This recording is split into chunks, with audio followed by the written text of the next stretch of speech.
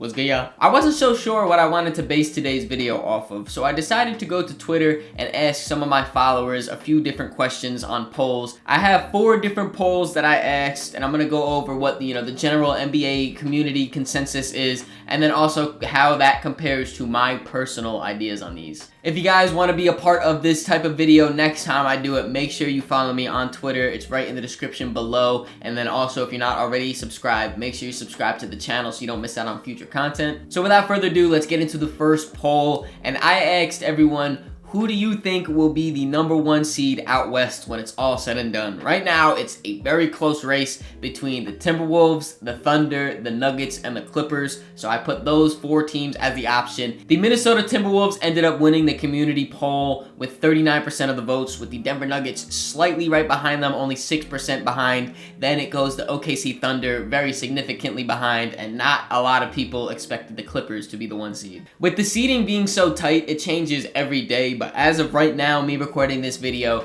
the Minnesota Timberwolves and the OKC Thunder are tied for the 1st seed, with the Timberwolves having the tiebreaker right now. And then right below them is the Denver Nuggets, a game and a half behind them, and then the Clippers 2.5 games behind them. I can understand why the community voted for the Timberwolves to be the #1 seed when it's all said and done, considering they've been the #1 seed for the longest out west. It feels like for damn near the whole season, really, they've been #1 out there. Of course, they have their defense to fall back on that has been also #1 the entire season. Their offense has been struggling a little bit more recently, but I'm hoping now with Mike Conley being reintegrated back into the lineup, it's going to be starting to pick up again. And out of these 4 teams in contention for the 1 seed, the Timberwolves do have the 2nd lowest strength of schedule, just slightly behind the OKC Thunder. So it could work out where they, just hit smooth sailing and finish atop the 1 seed. But if I had to personally choose, I'm picking the Denver Nuggets. Nikola Jokic has been otherworldly recently. He has just been putting up triple doubles, not even just like the barely triple doubles though. He's putting 15 up in every category.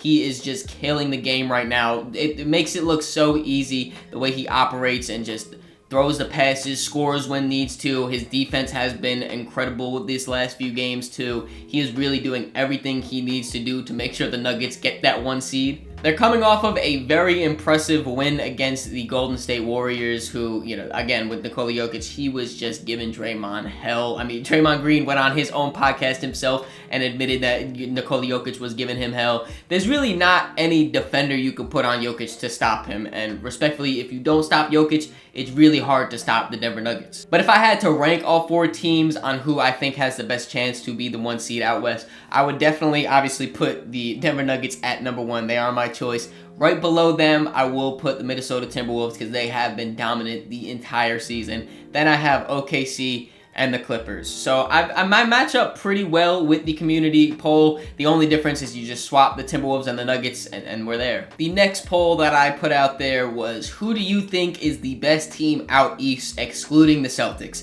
The Celtics have head and shoulders put themselves above every other team out east. They are, as of right now, 7.5 games away from the 2nd seed. They have pretty much locked up that 1 seed. They are the best team out east for sure. So I decided, who's #2 out there? And this poll is the closest out of all of them. The Cleveland Cavaliers just barely won out with 33% of the votes, with then the New York Knicks and the Bucks tied for 2nd right behind them. And then the Miami Heat, I included them here, but they didn't really get too much love. I was going back and forth between the Heat and the 76ers, who I should include in this poll. But with the Joel Embiid injury, I decided to keep them out because we don't really know if he's going to be back, when he's going to be back, how good is he going to be when he's back. There's just a lot of questions there, so I decided to just put the Miami Heat in this poll. And again, I do understand where the community is coming from here, putting the Cleveland Cavaliers as the winner, as the 2nd best team, because, I mean, they are the 2 seed right now. They have been the most consistent, I would say, as of recent out of the Eastern Conference teams.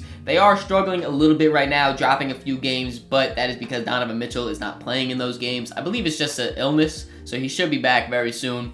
But when Donovan Mitchell does play, I mean, the Cavs have been looking really, really good. Donovan has been playing all NBA caliber basketball all season. This is arguably his best season if you ask me, because the scoring is still there. He still can score on all three levels, get a bucket, get difficult shots, easy shots, all of it. But he made a huge jump in the playmaking category as well. I've never seen him pass as much and as flashy as he has been doing. He has some crazy assists on this year, whether it's driving to the paint and then it's like jump assist across court to the corner, or some behind the back stuff. He really has been bringing out his passing bag this season. It's not only just the offense though. On defense, he looks more locked in. It looks like Donovan is really like solidifying himself as one of the top players in the NBA. And then the pieces they have around Donovan, they have all been doing very well this season too. Jared Allen was arguably a all-star snub. I wouldn't call him really a snub, but he was in conversations to make it. Evan Mobley, since he's been back from injury, he has been very good on the defensive side. We're still looking for his offense to come around, but defensively he's been great. Darius Garland, he's been kind of hit or miss. He has some good games, some bad games. He's still struggling throughout the season.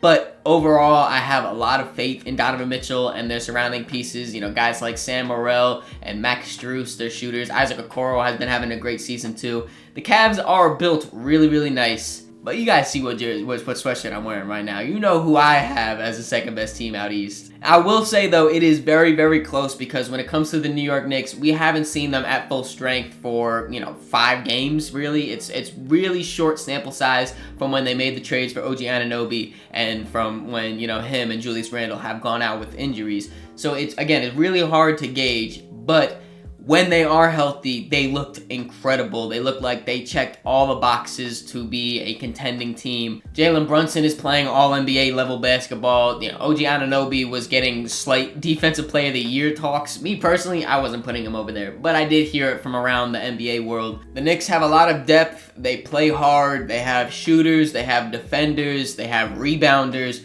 They have pretty much everything that you need in a team. They have a lot of versatility of lineups that they can run.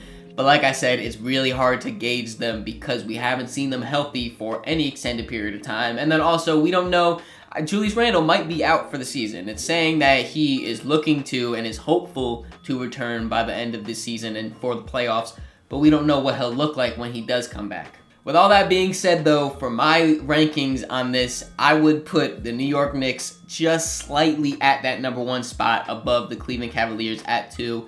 When they're fully healthy, I feel like the Knicks could realistically beat anyone. I mean, Boston is a Goliath in themselves, but when fully healthy, this Knicks team looks really legit. Like I said, right below them, I definitely have the Cleveland Cavaliers. Then I have the Milwaukee Bucks.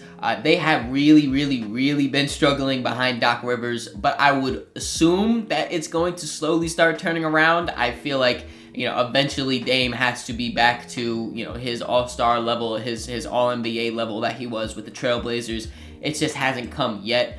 Giannis has been playing MVP basketball all season. He has been amazing. When I look at the Milwaukee Bucks, though, they don't look like they're playing at their full potential, and they haven't looked like they played at their full potential all season. And then, of course, at the bottom, I have the Miami Heat. They have also been a team that's dealing with a bunch of injuries, so it's really hard to gauge them at full health and everything. But, we've seen what they did last year. Regardless of seeding, regardless of who they're versing, they have a chance when Jimmy Butler's on the court, and I gotta respect that. Moving on to the next poll. This one's a little bit more fun here. I said, if you're building a team for the next 10 years, who are you taking? Luka Doncic or Victor Wembanyama? And very surprising to me, Victor Wembanyama won this in a blowout. He had 69% of the votes, which is nice. I definitely thought it would be a little bit closer between him and Luka though. I'm assuming a big part of this is the age difference. Victor Wembanyama only being 19 years old and Luka being 24. But still, I mean, in 10 years, that's going to have Luka at 34. I feel like he would still be a top player at that point, especially when you consider he is playing MVP level basketball this season right now and for the years to come, I would assume. Don't get me wrong, I do agree with the community, and I personally would also pick Victor Wembanyama. I just thought it would be a little bit closer. I guess when it comes to Vic though, everyone is seeing what I also see, and that is we haven't seen anything like him ever. He's only 50 or so games into his NBA career, and in just the last few games alone, he has had a triple-double with blocks. He was 1 assist shy from a 5x5 game, and then the game directly after that, he accomplished the 5x5. If that doesn't show you the versatility of Victor Wembanyama, I don't know what will. In those games, he also hit multiple three-pointers at 7'4". Like, he is truly a unicorn. I know we called Kristaps Porzingis that, and I think Porzingis was like the blueprint for guys like Vic. But Vic is just another level with his handle, with his defensive instincts, his blocks, his steals, you know, just his whole presence, rebounding, assisting, scoring. He literally can do every single thing on the court at 7'4". I don't think that there's a wrong answer to this poll. I definitely just thought it would be a little bit closer together. And the last poll that I asked the community was, who is your MVP? I gave them the top 4 candidates of Shai, Luka, Giannis, and Nikola Jokic. And surprising to me, this was more of a two-way race between Nikola Jokic and Luka Doncic. Jokic ended up being the winner, getting 41% of the votes. Luka was right behind him at 35%. And then Shai and Giannis both only got 12% each, which was very surprising to me because, I mean, just a few weeks ago, I made a video, you know, putting my mid-season award winners, and I had Giannis Antetokounmpo as my winner. Now, a lot has changed, and I don't have him as my winner anymore, but it was still surprising to me that he was so low on this. I kind of mentioned this when talking about who's the second best team out east, but with the Bucks really struggling and dropping now, you know, they have some type of fear to drop even below to the 4th seed. I don't think Giannis is going to win this award. If maybe somehow they catch the Cavs and finish off as like a strong 2 seed, then maybe I could see him getting it. But as of now, I feel like he's kind of fallen behind in this race. Then when you talk about Shai Gilgeous-Alexander, he is having an incredible season, both individually and then as a team. You know, he's leading this Thunder team to be the number 2 seed out west. But like I mentioned before, everything is so tight out west that, you know, the Thunder can lose 2 games and they can drop all the way down to the 4 seed. And then, you know, the seeding argument isn't really there anymore.